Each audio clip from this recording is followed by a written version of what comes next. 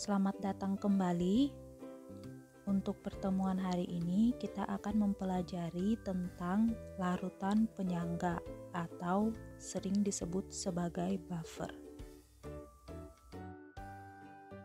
Sebelum kita memulai pembelajaran ini, perhatikan gambar berikut. Darah merupakan komponen penting dalam tubuh. Salah satu fungsi darah adalah membawa oksigen untuk disebarkan ke seluruh sel. Darah bekerja optimal sebagai pembawa oksigen pada pH sekitar 7,4. Jika pH cairan darah berubah hingga di atas 10 atau di bawah 5, maka akan menyebabkan kerusakan organ tubuh dan kematian. Jadi, bagaimana cara tubuh menjaga pH darah? Contohnya, jika kita meminum sedikit asam atau basa, seperti misalnya air jeruk atau minuman bersoda, maka minuman tersebut akan terserap oleh darah. Kemudian cairan darah akan mempertahankan pH-nya dari gangguan asam atau basa yang dimakan atau diminum oleh kita. Jadi, jika cairan darah tidak memiliki sifat penyangga, maka akan bersifat asam, yang tentunya akan mengganggu kerja darah.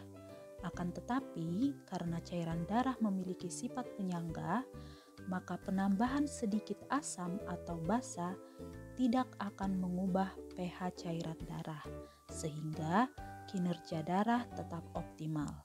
Jadi, cairan darah dalam tubuh manusia memiliki sifat penyangga karena mampu mengendalikan pH dalam darah. Jadi, apa itu larutan penyangga? Larutan penyangga adalah suatu sistem larutan yang dapat mempertahankan nilai pH larutan agar tidak terjadi perubahan pH secara signifikan karena adanya penambahan sedikit asam atau basa maupun pengenceran. Larutan ini disebut juga dengan larutan buffer atau dapar. Perhatikan gambar berikut ini. Terdapat air murni dengan pH 7 dan asam asetat dengan pH 4,74. Nah, pada kedua larutan ini akan ditambahkan natrium hidroksida dengan mol yang sama yaitu 0,01 mol. Pada air murni pH-nya akan mengalami kenaikan yang sangat signifikan yaitu menjadi 12.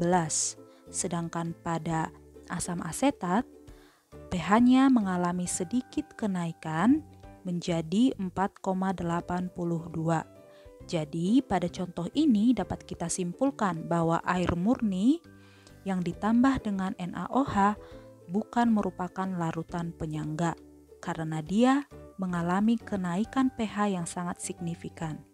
Sedangkan pada CH3COOH yang ditambahkan dengan NaOH merupakan larutan penyangga karena dia mengalami sedikit kenaikan pH. Mari kita perhatikan data perubahan suatu larutan penyangga ketika ditambahkan sedikit asam, basa, atau air berikut ini. Pada 100 ml larutan penyangga A dengan pH sama dengan 4, jika ditambahkan dengan 10 ml air, maka pH-nya tetap menjadi 4.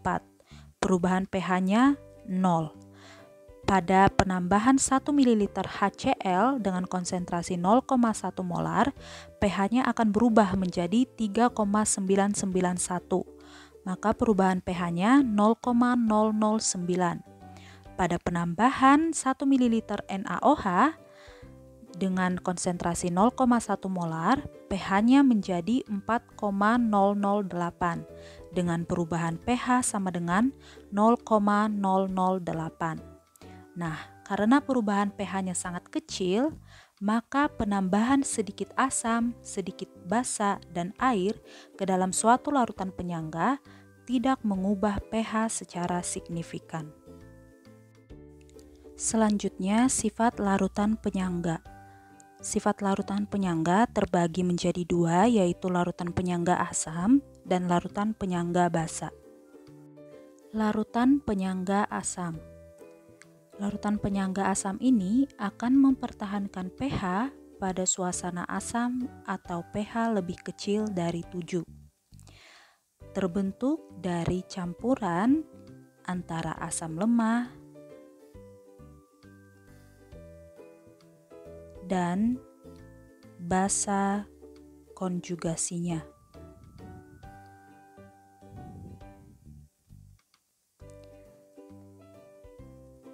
Basa konjugasinya ini dapat berasal dari garam.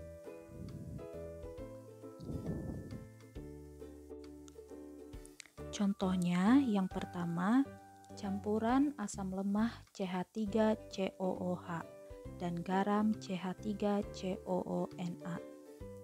Larutan penyangga asam yang terbentuk dari campuran antara asam lemah CH3COOH dengan garamnya yaitu CH3COONa. Garam CH3COONa mengandung ion CH3COO- dan Na+, di mana ion CH3COO- ini merupakan basa konjugasi dari asam lemah CH3COOH.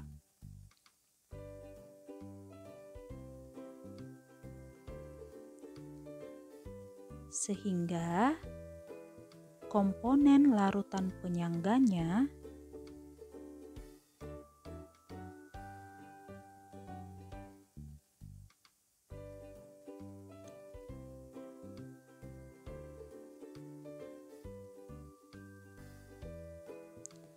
CH3COOH yang merupakan asam lemah dan CH3COO- yang merupakan basa konjugasi.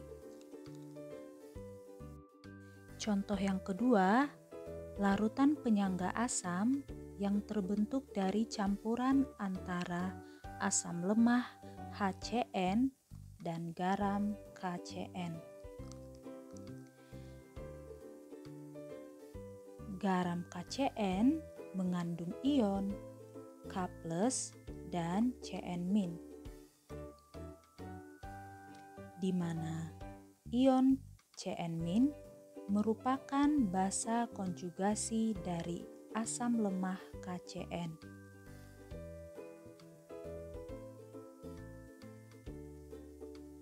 Sehingga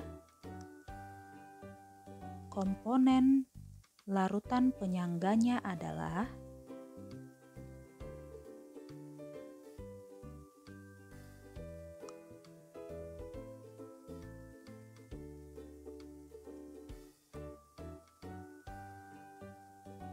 HCN yang merupakan asam lemah dan Cn- yang merupakan basa konjugasi. Mengapa larutan penyangga dapat mempertahankan pH jika ditambahkan sedikit asam atau basa? Nah, kita akan membahasnya pada prinsip kerjanya. Di sini ada contohnya. Jadi, pada contoh ini kesetimbangan kimianya itu adalah CH3COOH berwujud aquos menghasilkan CH3COO- berwujud aquos ditambah dengan H+ berwujud aquos. Pada penambahan sedikit asam. Nah, jika suatu asam kuat ditambahkan ke dalam suatu larutan penyangga, berarti memasukkan ion H+ yang dapat bereaksi dengan basa konjugasinya. Nah, dalam penambahan sedikit asam, ion H+ ini dari asam akan menambahkan konsentrasi ion H+ dalam larutan. Nah, hal ini menyebabkan kesetimbangan bergeser ke kiri. Nah, ion H+ yang ditambahkan akan bereaksi dengan ion CH3COO- membentuk CH3COOH. Nah, bisa dilihat pada persamaan reaksi berikut ini. Nah, untuk penambahan sedikit basa, jika basa kuat ditambahkan ke dalam larutan penyangga, berarti memasukkan ion OH- yang bereaksi dengan asam lemahnya. Nah, ion OH- ini dari basa akan mengikat ion H+ dan akan membentuk air.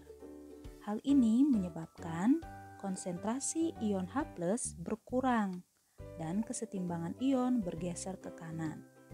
Nah, jadi asam CH3COOH dalam larutan akan terionisasi membentuk H+.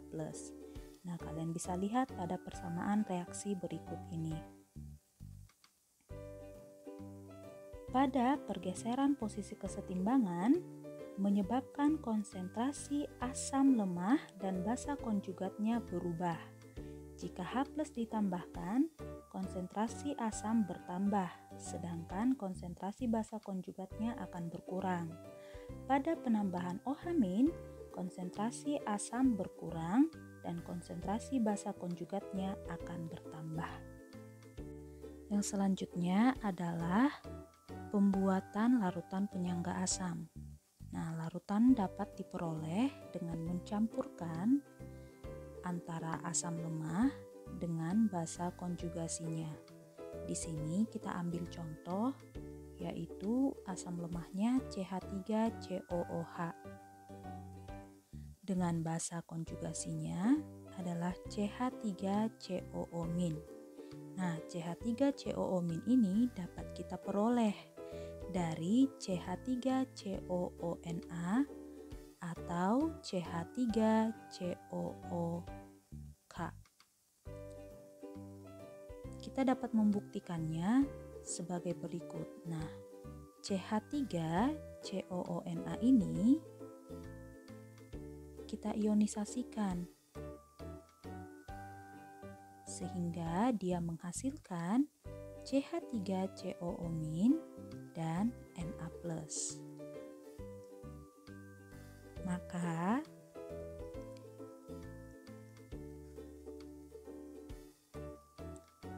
buffer atau larutan penyangga asam merupakan campuran dari CH3COOH dan CH3COONA. Pembuatan yang kedua, larutan dapat diperoleh dengan mencampurkan asam lemah dalam jumlah berlebih dengan suatu basa kuat. Nah, untuk persamaan reaksi umumnya, jika asam ditambahkan dengan basa, itu akan menghasilkan garam tambah dengan air.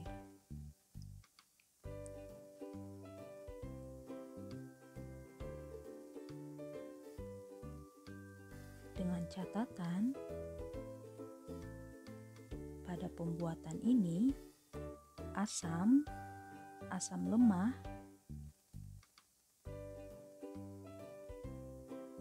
berlebih atau bersisa.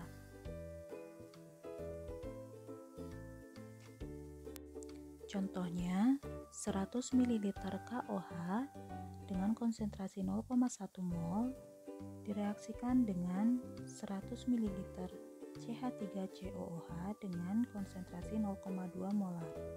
Tentukan komponen buffer dari reaksi tersebut. KOH di sini merupakan basa kuat dan CH3COOH merupakan asam lemah. Maka dari soal ini kita peroleh 100 ml KOH 0,1 molar, 100 ml CH3COOH 0,2 molar.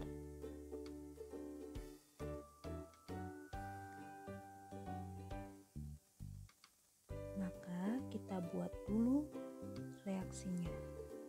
Maka KOH bereaksi dengan CH3COOH akan menghasilkan CH3COOK ditambah dengan H2O.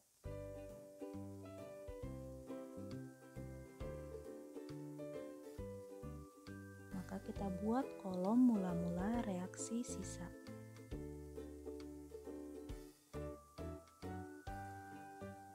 Untuk mengetahui mol pada keadaan mula-mula, maka kita akan mencarinya dengan M kali V. Maka untuk mol dari KOH itu sebanyak 10 milimol. Sama halnya dengan CH3COH, M kali V, maka molnya adalah 20 milimol. Pada keadaan mula-mula, kita tulis mol KOH adalah 10 milimol dan CH3COH adalah 20 milimol. Nah, maka tentukan mana yang merupakan reaksi pembatas, yaitu yang jumlah molnya lebih sedikit. Maka yang jumlah molnya lebih sedikit itu adalah KOH. Maka kita tulis 10 milimol. Karena koefisien dari semuanya ini sama, yaitu 1, maka semuanya 10 milimol. Pada ruas kiri itu adalah minus, sedangkan pada ruas kanan adalah positif. Maka dapat diperoleh yang bersisa adalah CH3COOH dan CH3COOK. Jadi, komponen buffernya pada reaksi ini adalah CH3COOH dan CH3COOK.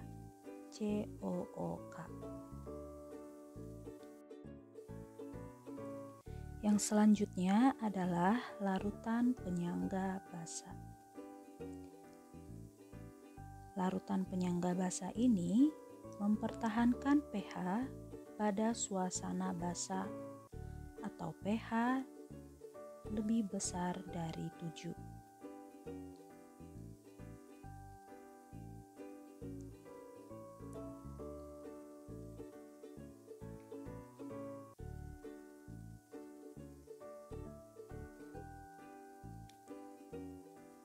Dan juga terbentuk dari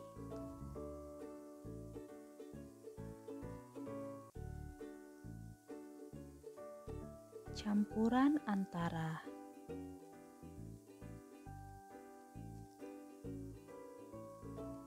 basa lemah dengan asam konjugasinya.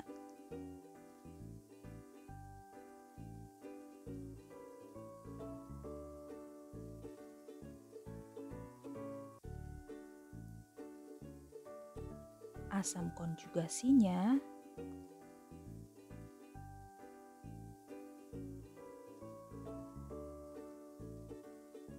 berasal dari garam.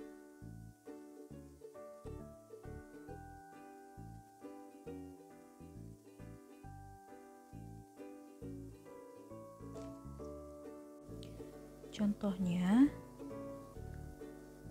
campuran basa lemah NH3 dengan garam NH4Cl. NH4Cl ini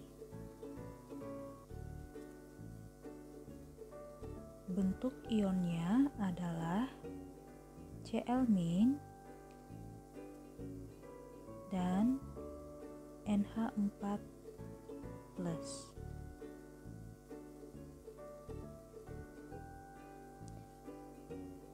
NH4+ merupakan asam konjugasi dari NH3. Maka komponen larutan penyangga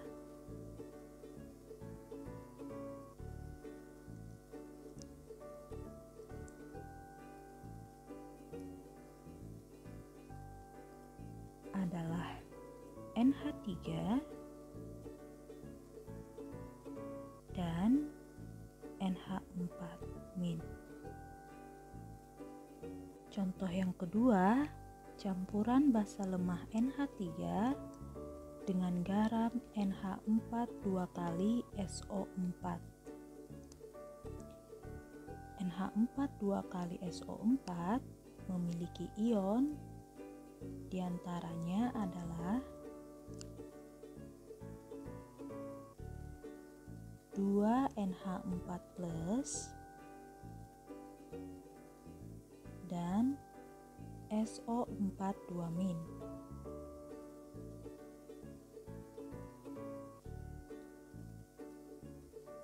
NH4+ ini merupakan asam konjugasi dari NH3.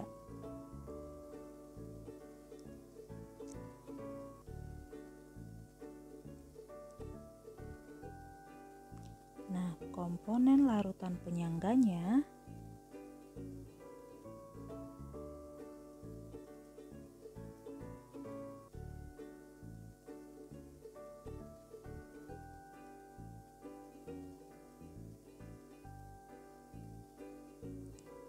NH3 dan NH4+.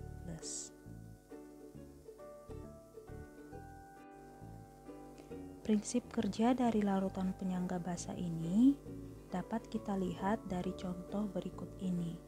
Nah, pada contoh ini campuran basa lemah NH3 dan garam NH4Cl maka memiliki kesetimbangan kimia sebagai berikut ini, yaitu NH3 aquos ditambah dengan H2O liquid menghasilkan NH4+ dalam wujud aquos ditambah dengan OH- dalam wujud aquos.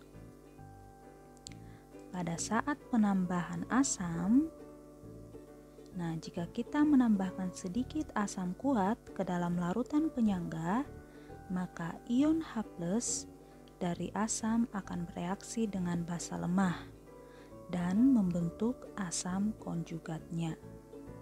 Maka kita bisa lihat pada persamaan reaksinya. NH3 dalam wujud aquos ditambah dengan H+ dalam wujud aquos menghasilkan NH4 dalam wujud aquos. Nah, H+ ini berasal dari asam. Untuk penambahan basa, jika kita menambahkan sedikit basa kuat ke dalam larutan penyangga, ion OH- dari basa akan bereaksi dengan asam konjugat, membentuk basa lemah. Maka reaksi yang terjadi sebagai berikut ini. NH4+ dalam wujud aquos ditambah dengan OH- dalam wujud aquos menghasilkan NH3 dalam wujud aquos dan H2O dalam wujud liquid. OH- ini dari basa. Selanjutnya pembuatan larutan penyangga basa. Yang pertama itu dapat diperoleh dengan basa lemah dan garam asam konjugasinya. Sebagai contoh basa lemah, kita ambil NH4OH atau sering disebut dengan NH3. Sedangkan asam konjugasinya yaitu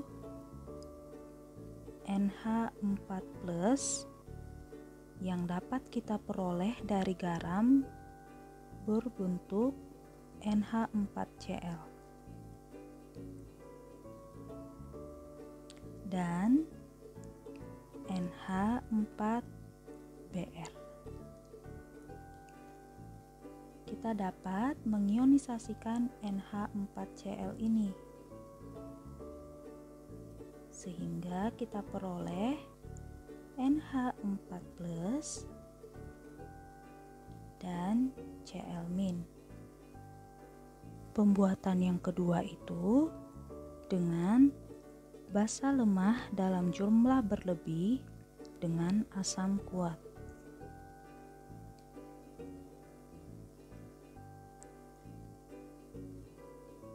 Untuk persamaan reaksi umumnya itu yaitu asam ditambah dengan basa menghasilkan garam dan H2O.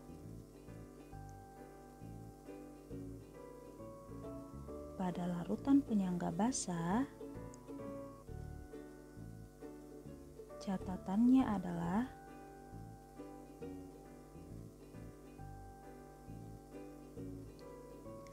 basa lemah,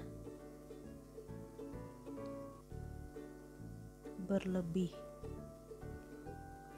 atau bersisa. Contohnya, 100 ml NH4OH 0,1 molar direaksikan dengan 100 ml HCl 0,05 molar. Tentukan komponen buffernya. 100 ml NH4OH 0,1 molar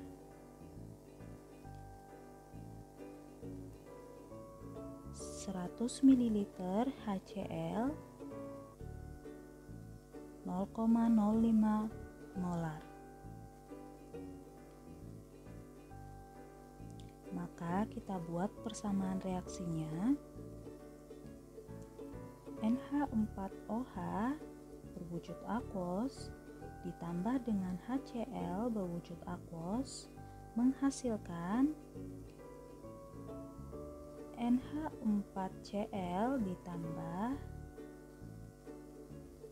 H2O berwujud liquid. Maaf, itu salah tulis. Maka kita buat tabel mula-mula bereaksi sisa. Untuk mengetahui mol mula-mulanya, maka kita kalikan M dikali V. Maka mol dari NH4Cl adalah 10 mmol dan mol dari HCl adalah 5 mmol.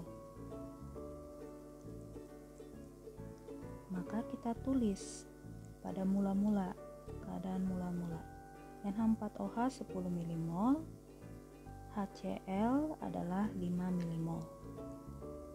Nah, maka tentukan mana yang merupakan reaksi pembatas. Reaksi pembatasnya itu biasanya jumlah molnya yang lebih sedikit, yaitu HCl. Maka karena koefisien di sini sama dengan 1 semuanya, maka semuanya 5 mmol. Pada ruas kiri mengalami pengurangan, pada ruas kanan mengalami penjumlahan.